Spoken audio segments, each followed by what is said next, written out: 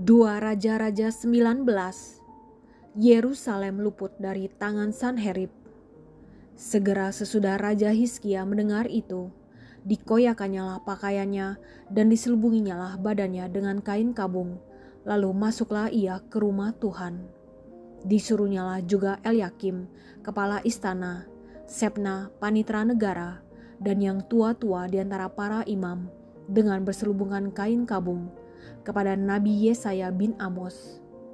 Berkatalah mereka kepadanya, "Beginilah kata Hizkia, hari ini hari kesesakan, hari hukuman dan penistaan, sebab sudah datang waktunya untuk melahirkan anak, tetapi tidak ada kekuatan untuk melahirkannya."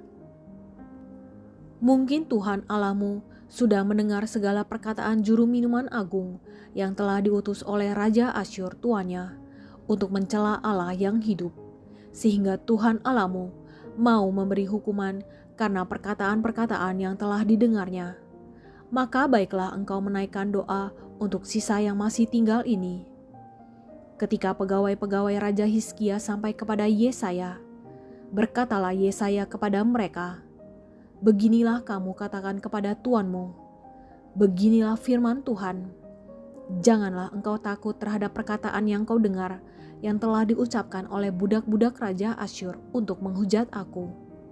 Sesungguhnya aku akan menyuruh suatu roh masuk di dalamnya, sehingga ia mendengar suatu kabar dan pulang ke negerinya. Aku akan membuat dia mati rebah oleh pedang di negerinya sendiri." Ketika juru minuman agung pulang, didapatinyalah Raja Asyur berperang melawan Libna, sebab sudah didengarnya bahwa raja telah berangkat dari Lakhis. Dalam pada itu, raja mendengar tentang Tirhaka, raja Ethiopia, berita yang demikian, "Sesungguhnya ia telah keluar berperang melawan engkau." Maka disuruhnyalah kembali utusan-utusan kepada Hizkia dengan pesan, "Beginilah harus kamu katakan kepada Hizkia, Raja Yehuda, janganlah Allahmu yang kau percayai itu memperdayakan engkau dengan menjanjikan Yerusalem tidak akan diserahkan ke tangan Raja Asyur. Sesungguhnya engkau ini telah mendengar tentang yang dilakukan raja-raja Asyur kepada segala negeri, yakni bahwa mereka telah menumpasnya. Masakan engkau ini akan dilepaskan? Sudahkah para Allah dari bangsa-bangsa yang telah dimusnahkan oleh nenek moyangku dapat melepaskan mereka, yakni Gozan, Haran, Rezes, dan Bani Eden yang di Telasar? Di manakah raja negeri Hamat dan Arpad, raja kota Sefarwaim, raja negeri Hena dan Iwa?" Hizkia menerima surat itu dari tangan para utusan, lalu membacanya. Kemudian pergilah ia ke rumah Tuhan dan membentangkan surat itu di hadapan Tuhan.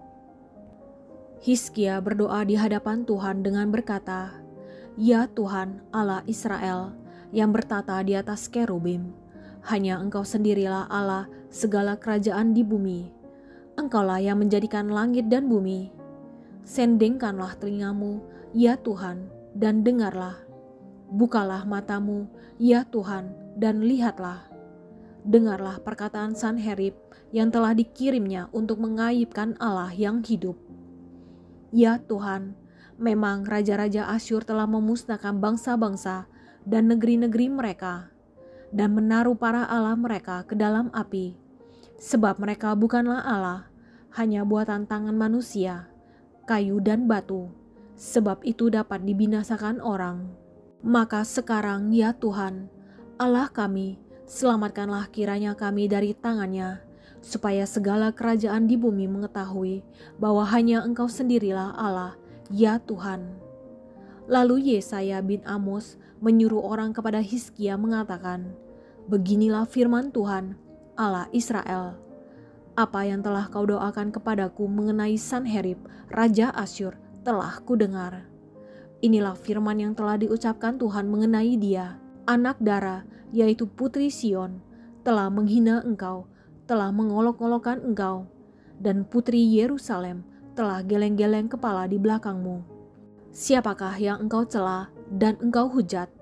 Terhadap siapakah engkau menyaringkan suaramu dan memandang dengan sombong? Terhadap yang Maha Kudus Allah Israel.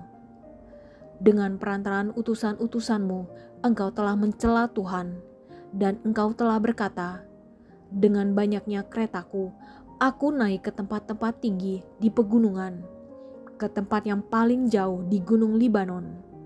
Aku telah menebang pohon-pohon arasnya yang tinggi besar, pohon-pohon sanobarnya yang terpilih. Aku telah masuk ke tempat permalangan yang paling ujung, ke hutan pohon-pohonannya yang lebat. Aku ini telah menggali air dan telah minum air asing, dan aku telah mengeringkan dengan telapak kakiku segala sungai di Mesir. Bukankah telah kau dengar bahwa aku telah menentukannya dari jauh hari dan telah merancangkannya pada zaman purbakala? Sekarang aku mewujudkannya, bahwa engkau membuat sunyi senyap kota-kota yang berkubu menjadi timbunan batu. Sedang penduduknya yang tak berdaya menjadi terkejut dan malu. Mereka menjadi seperti tumbuh-tumbuhan di padang dan seperti rumput hijau, seperti rumput di atas soto atau gandum yang layu sebelum ia masak. Aku tahu jika engkau bangun atau duduk, jika keluar atau masuk, atau jika engkau mengamuk terhadap aku. Oleh karena engkau telah mengamuk terhadap aku, dan kata-kata keangkuhanmu telah naik sampai ke telingaku, maka aku akan menaruh kelikirku pada hidungmu dan kekangku pada bibirmu, dan aku akan memulangkan engkau melalui jalan dari mana engkau datang. Dan inilah yang akan menjadi tanda bagimu, hai Hizkia. Dalam tahun ini orang makan apa yang tumbuh sendiri, dan dalam tahun yang kedua apa yang tumbuh dari tanaman yang pertama.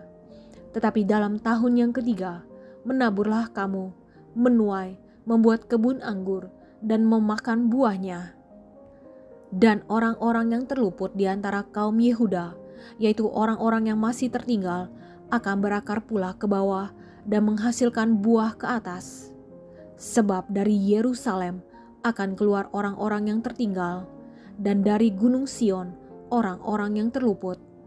Giat cemburu Tuhan semesta alam akan melakukan hal ini. Sebab itu, beginilah firman Tuhan mengenai Raja Asyur. Ia tidak akan masuk ke kota ini dan tidak akan menembakkan panah ke sana.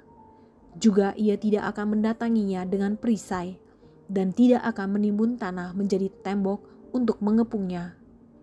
Melalui jalan dari mana ia datang, ia akan pulang, tetapi ke kota ini ia tidak akan masuk. Demikianlah firman Tuhan. Dan aku akan memagari kota ini untuk menyelamatkannya, oleh karena aku dan oleh karena Daud hambaku. Maka pada malam itu keluarlah malaikat Tuhan, lalu dibunuhnyalah 185.000 orang di dalam perkemahan Asyur. Keesokan harinya, pagi-pagi tampaklah semuanya bangkai orang-orang mati belaka. Sebab itu berangkatlah Sanherib, Raja Asyur, dan pulang, lalu tinggallah ia di Niniwe. Pada suatu kali ketika ia sujud menyembah di dalam kuil Nisrok Allahnya, maka Adramelek dan Sarezer anak-anaknya membunuh dia dengan pedang, dan mereka meloloskan diri ke tanah Ararat. Kemudian Esarhadon anaknya menjadi raja menggantikan dia. Mazmur 46. Allah, kota benteng kita. Untuk pemimpin biduan dari Bani Korah dengan lagu Alamot, nyanyian. Allah itu bagi kita tempat perlindungan dan kekuatan, sebagai penolong dalam kesesakan sangat terbukti.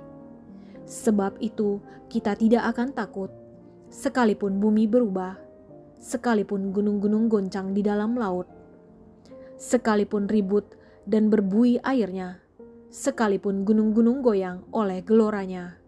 Selah. Kota Allah, kediaman yang maha tinggi, disukakan oleh aliran-aliran sebuah sungai. Allah ada di dalamnya. Kota itu tidak akan goncang. Allah akan menolongnya menjelang pagi. Bangsa-bangsa ribut, Kerajaan-kerajaan goncang, Ia memperdengarkan suaranya, dan bumi pun hancur. Tuhan semesta alam menyertai kita. Kota benteng kita ialah Allah Yakub. Selah. Pergilah, pandanglah pekerjaan Tuhan yang mengadakan pemusnahan di bumi, yang menghentikan peperangan sampai ke ujung bumi, yang mematahkan busur panah, menumpulkan tombak, membakar kereta-kereta perang dengan api. Diamlah dan ketahuilah bahwa Akulah Allah. Aku ditinggikan di antara bangsa-bangsa, ditinggikan di bumi. Tuhan semesta alam menyertai kita. Kota benteng kita ialah Allah Yakub. Selah. Mazmur 80. Doa untuk keselamatan Israel. Untuk pemimpin biduan menurut lagu Bunga Bakung. Kesaksian Asaf. Mazmur. Hai gembala Israel, pasanglah telinga, engkau yang mengiring Yusuf sebagai kawanan domba. Ya, engkau yang duduk di atas para kerub, tampillah bersinar. Di depan Efraim dan Benyamin dan Manasye, bangkitkanlah keperkasaanmu dan datanglah untuk menyelamatkan kami. Ya Allah, pulihkanlah kami, buatlah wajahmu bersinar, maka kami akan selamat. Tuhan Allah semesta alam, berapa lama lagi murkamu menyala sekalipun umatmu berdoa?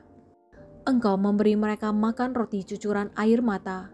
Engkau memberi mereka minum air mata berlimpah-limpah. Engkau membuat kami menjadi pokok pencederaan tetangga-tetangga kami, dan musuh-musuh kami mengolok-olok kami. Ya Allah semesta alam, pulihkanlah kami. Buatlah wajahmu bersinar, maka kami akan selamat. Telah kau ambil pohon anggur dari Mesir, telah kau halau bangsa-bangsa, lalu kau tanam pohon itu. Engkau telah menyediakan tempat bagi dia, maka berakarlah ia dalam-dalam dan memenuhi negeri. Gunung-gunung terlindung oleh bayang-bayangnya, dan pohon-pohon aras Allah oleh cabang-cabangnya. Dijulurkannya ranting-rantingnya sampai ke laut, dan pucuk-pucuknya sampai ke sungai Efrat. Mengapa engkau melanda temboknya, sehingga ia dipetik oleh setiap orang yang lewat? Babi hutan menggerogotinya, dan binatang-binatang di padang memakannya. Ya Allah semesta alam, kembalilah kiranya, pandanglah dari langit, dan lihatlah, indahkanlah pohon anggur ini, batang yang ditanam oleh tangan kananmu. Mereka telah membakarnya dengan api dan menebangnya. Biarlah mereka hilang lenyap oleh hardik wajahmu. Kiranya tanganmu melindungi orang yang di sebelah kananmu, anak manusia yang telah kau teguhkan bagi dirimu itu. Maka kami tidak akan menyimpang daripadamu. Biarkanlah kami hidup, maka kami akan menyerukan namamu. Ya Tuhan Allah semesta alam, pulihkanlah kami. Buatlah wajahmu bersinar, maka kami akan selamat. Mazmur 135. Hanya Tuhan yang patut dipuji. Haleluya, pujilah nama Tuhan. Pujilah, hai hamba-hamba Tuhan. Hai orang-orang yang datang melayani di rumah Tuhan, di pelataran rumah Allah kita. Pujilah Tuhan, sebab Tuhan itu baik. Bermazmurlah bagi namanya, sebab nama itu indah. Sebab Tuhan telah memilih Yakub baginya, Israel menjadi milik kesayangannya. Sesungguhnya aku tahu bahwa Tuhan itu maha besar, dan Tuhan kita itu melebihi segala Allah. Tuhan melakukan apa yang dikehendakinya di langit dan di bumi, di laut dan di segenap samudera raya. Ia menaikkan kabut dari ujung bumi. Ia membuat kilat mengikuti hujan. Ia mengeluarkan angin dari dalam pebendaraaannya. Dialah yang memukul mati anak-anak sulung Mesir, baik manusia maupun hewan, dan mendatangkan tanda-tanda dan mukjizat-mukjizat ke tengah-tengahmu, hai Mesir, menentang Firaun dan menentang semua pegawainya. Dialah yang memukul kalah banyak bangsa dan membunuh raja-raja yang kuat. Sihon, raja orang Amori, dan Og, raja negeri Basan, dan segala kerajaan Kanaan, dan memberikan tanah mereka sebagai milik pusaka kepada Israel, umatnya. Ya Tuhan, namamu adalah untuk selama-lamanya. Ya Tuhan, Engkau diingat turun-temurun. Sebab Tuhan akan memberi keadilan kepada umatnya dan akan sayang kepada hamba-hambanya. Berhala bangsa-bangsa adalah perak dan emas, buatan tangan manusia. Mempunyai mulut tetapi tidak dapat berkata-kata, mempunyai mata tetapi tidak dapat melihat, mempunyai telinga tetapi tidak dapat mendengar, juga nafas tidak ada dalam mulut mereka. Seperti itulah jadinya orang-orang yang membuatnya, semua orang yang percaya kepadanya. Hai kaum Israel, pujilah Tuhan. Hai kaum Harun, pujilah Tuhan. Hai kaum Lewi, pujilah Tuhan. Hai orang-orang yang takut akan Tuhan, pujilah Tuhan. Terpujilah Tuhan dari Sion, Dia yang diam di Yerusalem. Haleluya.